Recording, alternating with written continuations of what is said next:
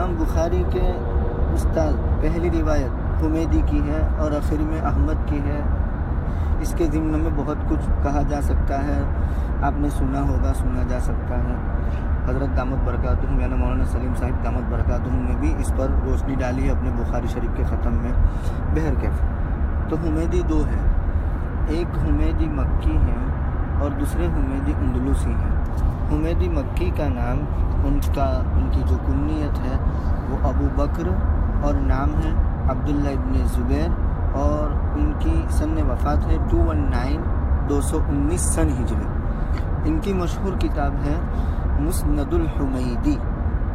اور اس کے بعد دوسرے حمیدی یہ متأخر ہیں، وہ اندلسی ہیں اور ان کی کنیت ہے ابو عبداللہ اور نام ہے محمد ابن ابی نصر اور ان کی وفات ہے 488 میں.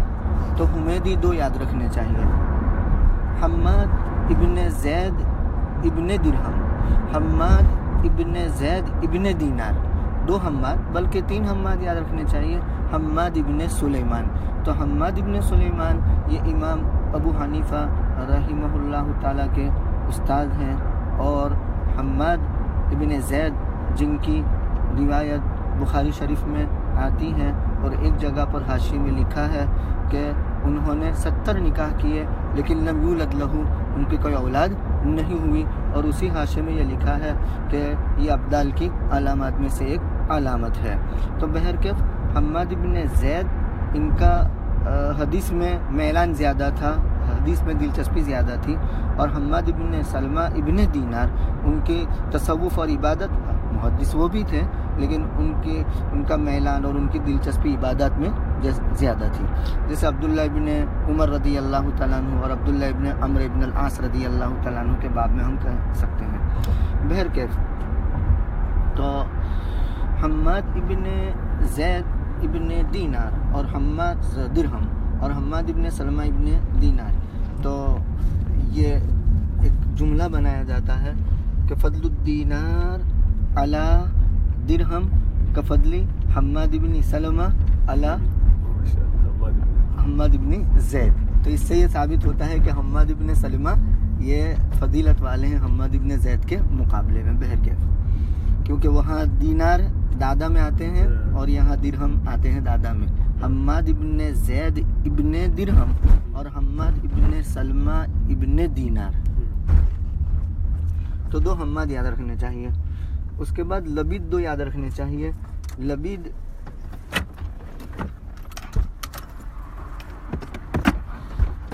ابن عاصم اور لبید ابن ربیعہ. لبید ابن عاصم یہودی جس کی لڑکیوں نے نفاسات فی العقد میں جس کا تذکرہ آتا ہے جادو کیا تھا. اور لبید ابن ربیعہ یہ جاہلیت کے بہت بڑے شاعر گزرے ہیں. رسول اللہ صلی اللہ علیہ وسلم نے اللہ رب العزت کی وحدانیت کے لیے ان کے اشعار سے استشہاد بھی فرمایا. تو اس سے یہ بات بھی ثابت ہوئی کہ الکلمۃ الحکمۃ دالۃ الحکیم فمن حیث وجدہا فہو احق بہا. تو اس معنی کر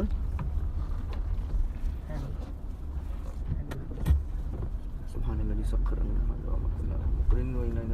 اللہ تو حفاظت فرما، تو عافیت سے لے جا، عافیت سے تو فرشتے حفاظت کے لیے مقرر فرما یا اللہ.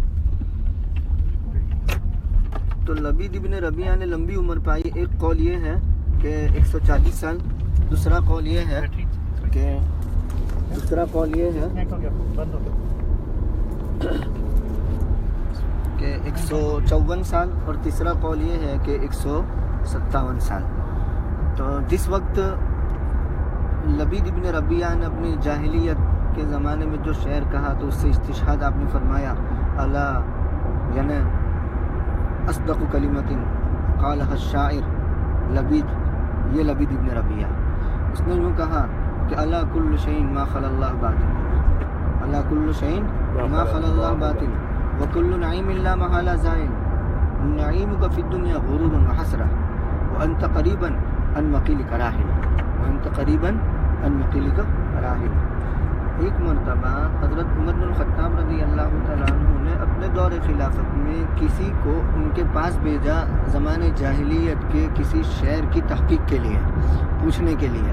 تو انہوں نے یہ جواب دیا کہ مجھے زمانے جاہلیت کے اشعار سے کیا سروکار، جبکہ اللہ تبارک و تعالیٰ نے مجھے ان دونوں کے یعنی ان اشعار کے بدلے میں 2 زہراوین دی ہیں، مطلب چمکدار صورتیں، سورہ بقرہ اور سورہ آل عمران. تو یہ ہو گئے لبید ابن ربیعہ اور لبید ابن عاصم جو یہودی تھا، اور لبید ابن ربیعہ جو مسلمان ہو گئے بعد میں. اور فیادی اور سخاوت کا یہ عالم تھا کہ ہر سال کئی ایک جانور ذبح کرتے تھے اور مہمان نوازی کرتے تھے اور لوگوں کو کھلاتے تھے. یہ ہو گئے لبید ابن ربیعہ. تو 2 لبید ہو گئے، 2 حماد ہو گئے اور 2 حمیدی ہو گئے. اب یاد رکھیے 2 ابراہیم کو، ایک ہے ابراہیم نخعی اور دوسرے ہیں ابراہیم تیمی.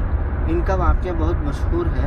ابراہیم تیمی نے ایثار کیا تھا ابراہیم نخعی کے لیے، اور اس کا بیک گراؤنڈ یہ ہے کہ حجاج ابن یوسف جو ہر وقت علماء کے پیچھے پڑا رہتا تھا، تو اس نے گرفتاری وارنٹ یعنی اریسٹ وارنٹ جاری کیا ابراہیم نخعی کے لیے.